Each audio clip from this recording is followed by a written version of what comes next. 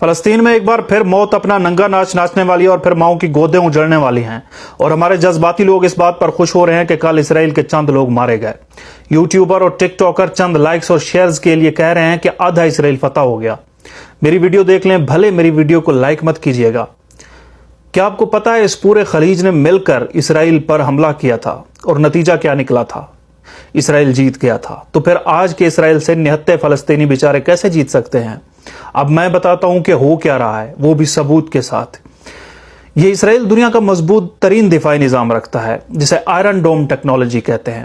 کل اسرائیل پر ہزاروں راکٹ مارے گئے اور اس کی آئرن ڈوم ٹیکنالوجی نے کسی ایک میزائل کو بھی نہ روکا۔ کیوں؟ اگر اس سے بھی آپ اسرائیل کے ناپاک عزائم نہیں سمجھ سکے اور خوشیاں منا رہے ہیں تو ذرا یہ دیکھیں، یہ 1947 کا نقشہ ہے جس میں سبز رنگ فلسطین کا ہے اور جو اس میں تھوڑا سا سفید ہے وہ اسرائیل تھا۔ یعنی 1947 میں اسرائیل کا وجود تقریباً نہ ہونے کے برابر تھا۔ اب آگے کا نقشہ دیکھیں کہ اچانک سفید رنگ نے سبز رنگ پر بہت بڑا غلبہ حاصل کیا، یعنی فلسطین کا بہت بڑا حصہ اسرائیل نے ہتھیا لیا اور فلسطین تقریباً آدھا رہ گیا۔ پھر 1949 سے لے کر 1967 تک دوبارہ ایسکلیشن ہوئی تھی، جیسے کل سے شروع ہے۔ پھر آپ دیکھیں کہ اب فلسطین کم پڑ گیا اور اسرائیل نے فلسطین کا زیادہ حصہ قبضہ کر لیا۔ پھر 21ویں صدی کے اوائل میں ایک بار پھر ویسی کارروائیاں ہوئیں جیسے کل سے جاری ہیں، اور پھر دیکھیں یہ اب کا فلسطین ہے جو سبز رنگ میں موجود ہے۔ اب آپ اس کا موازنہ 1947 والا نقشے سے کریں تو 1947 میں جتنا اسرائیل تھا اس سے بھی کم اب فلسطین ہے۔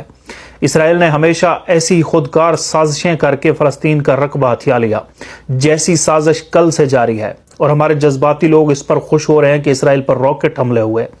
او بھائی، ہوش کے ناخن لو، یہی اسرائیل کا پرانا طریقہ ہے۔ وہ اسی طریقے کو استعمال کر کے فلسطین پر اپنا قبضہ بڑھاتا آیا ہے۔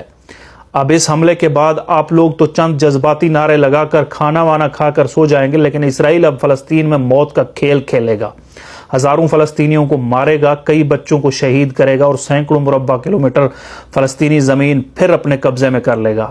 لہٰذا کل سے جو ہو رہا ہے یہ خوش ہونے کی ضرورت نہیں ہے۔ تم یہاں کہہ لگا رہے ہو اور چند اسرائیلی مارے گئے، وہاں فلسطینی بیچارے سہمے ہوئے ہیں کہ اب ان کی جو گردنیں کٹنے والی ہیں ان کو کوئی نہیں روکنے والا۔